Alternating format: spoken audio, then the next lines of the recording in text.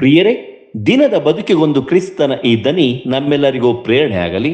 ಪೂಜಾ ವಿಧಿಯ ಆಗಮನ ಕಾಲದ 2ನೆಯ ವಾರ, ಡಿಸೆಂಬರ್ 12, 2025, ಶುಕ್ರವಾರ.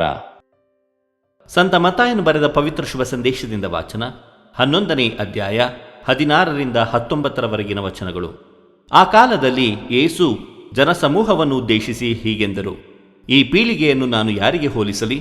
ನಾವು ಕೊಳಲನ್ನೂದಲು ನೀವು ಕುಣಿದಾಡಲಿಲ್ಲ, ನಾವು ಶೋಕ ಗೀತೆಗಳ ಹಾಡಲು ನೀವು ಕಣ್ಣೀರಿಡಲಿಲ್ಲ ಎಂದು ಪೇಟೆ ಬೀದಿಯಲ್ಲಿ ಕುಳಿತು ಒಬ್ಬರಿಗೊಬ್ಬರು ಕೂಗಾಡುವ ಮಕ್ಕಳನ್ನು ಇವರು ಹೋಲುತ್ತಾರೆ.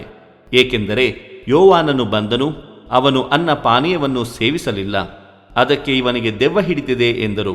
ನರಪುತ್ರನು ಬಂದನು, ಅನ್ನ ಪಾನೀಯಗಳನ್ನು ಸೇವಿಸಿದನು, ಇವನೊಬ್ಬ ಹೊಟ್ಟೆಬಾಕ, ಕುಡುಕ, ಸುಂಕದವರ ಹಾಗೂ ಪಾಪಿಷ್ಟರ ಗೆಳೆಯ ಎನ್ನುತ್ತಾರೆ.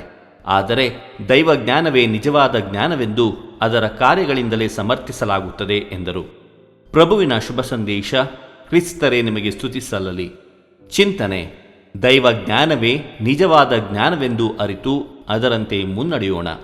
ಪ್ರಭು ಯೇಸು ಕ್ರಿಸ್ತರಲ್ಲಿ ಆತ್ಮೀಯರೇ, ಆಶಾವಾದಿ ಗುಲಾಬಿಯನ್ನು ಕಂಡರೆ ನಿರಾಶವಾದಿ ಮುಳ್ಳನ್ನು ನೋಡುತ್ತಾನೆ ಎಂಬ ಫ್ರೆಂಚ್ ಹೇಳಿಕೆಯಂತೆ ನಾವು ನಮ್ಮ ಜೀವನದಲ್ಲಿ ಎಷ್ಟೊಂದು ಬಾರಿ ಉತ್ತಮವಾಗಿರುವುದನ್ನು ಕಾಣುವ ಬದಲು ಕೇವಲ ನ್ಯೂನತೆಗಳನ್ನು ಗಮನಿಸಿ ಅದರ ಬಗ್ಗೆ ಗೊಣಗಾಡುತ್ತೇವೆ.